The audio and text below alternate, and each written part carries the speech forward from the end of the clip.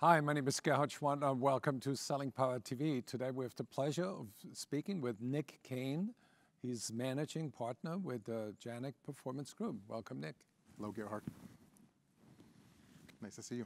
So let's talk about sales training. What are the key elements that ensure that companies get the best results for their sales training? Yeah, it's a question we hear all the time, as you can imagine. And I think there's several factors that influence an organization's ability to drive maximum results from a sales training initiative. I think one of the things we really look at is what happens not only at the training event itself, but also consider what is the overall training implementation plan. What happens before, during, and after training to ensure that you're driving maximum results from the initiative. So I would guess that it is after the training that's the most important. I think so. I think there's a lot of preparation that goes in that before piece, really assessing the structure of the organization, and the bandwidth, and ensuring that the plan that you're developing is practical for that organization. Right. But yes, a lot of the legwork, we always say at Janek, the real work starts once the training is done. Right, absolutely. Yeah. So what are some of the pitfalls that companies need to be aware of when it comes to training? So I think one of the first things that an organization needs to consider is how they view training. And what I mean by that is organizations that view training as a process and not as an event typically drive better results, right? Some organizations look at training as some sort of magic bullet, and you bring people into a classroom and you deliver a couple days of training and it's going to drive performance improvement. And ultimately that's just not reality, right? So I think one of the pitfalls there is looking at training as an ongoing process is one of them. I think it starts with looking at the managers within the organization first, right? So one thing we always look at with our clients is what is the bandwidth within the organization to support the coaching and management of these skills after the training is delivered. But we also look at what is the skill set and what tools do the managers have to be able to provide coaching and ongoing support to their direct reports. So that's the way you look at it. What about on the inside when you deal with certain companies? I would imagine that a lot of them want to have the quick fix, the silver bullet. Yes. Yeah, and I think part of that is making sure that you're working with the right stakeholders within the organization to ensure that you are driving the message and the importance of this initiative top down.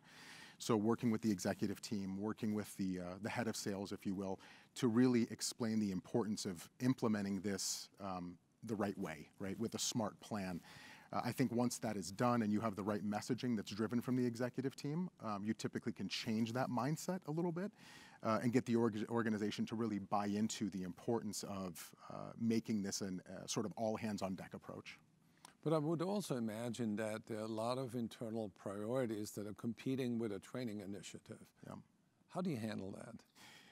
I think ultimately I think the first step there is to help understand what is the true priority within the organization.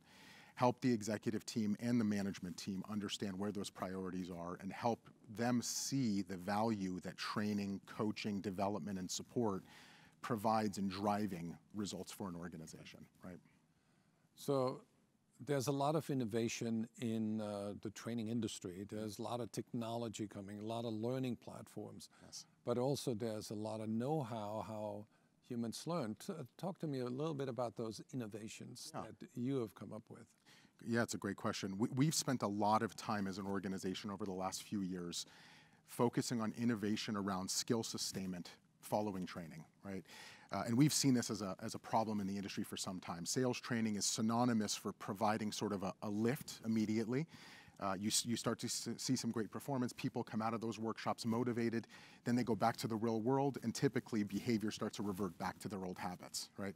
So because of that, we've really focused on innovation. One of the things we've developed at Janek is a learning reinforcement technology that helps learners sustain the skills by delivering scenario-based questions to the learners over time with subject matter that's built into that system. So it's very practical, it's very timely for salespeople.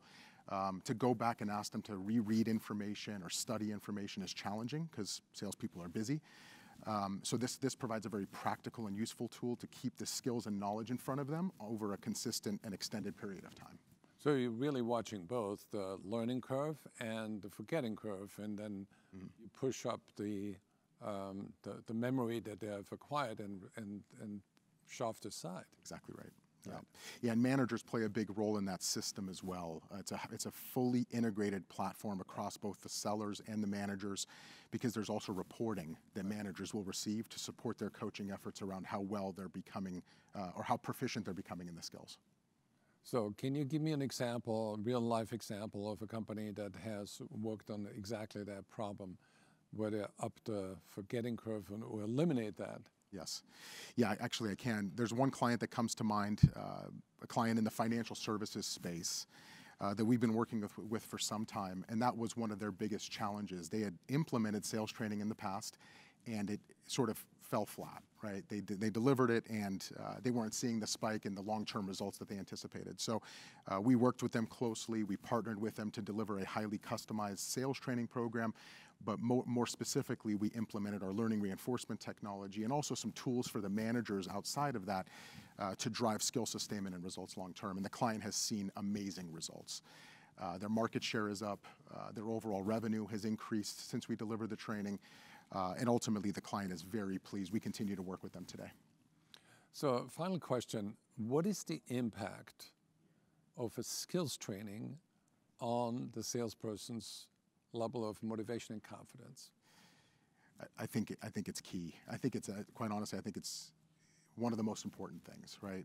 Salespeople are motivated and are confident when they have the skills to be able to perform the job at a high level, right? So ultimately, the skills that are implemented are going to drive their ability and capabilities to do the job well, and ultimately, they're more motivated and more capable to do the job. Yeah. And if you don't train them, you cannot blame them. That's true, absolutely. Thank you so much. Thanks, Gerhard.